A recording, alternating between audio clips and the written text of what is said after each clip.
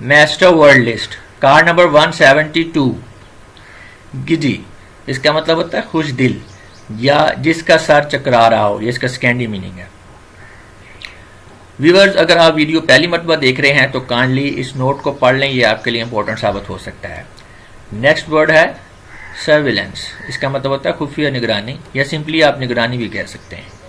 Next है syllogism, इसका मतलब होता है मंतक, कयास, एक तर्ज इस्तदलाल, लॉजिक, सगीरा और सूरा और कुबरा से निकाला हुआ नतीजा।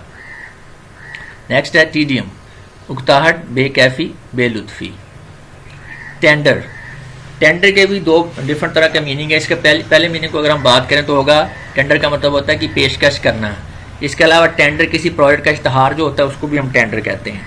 और तीसरा इसका मीनिंग बन रहा है नरम मुलायम और मोहब्बत अमेज, या जिसे आप कह लें नोज़ायदा, तो इसके लिए भी हम टेंडर का वर्ड यूज़ करते हैं।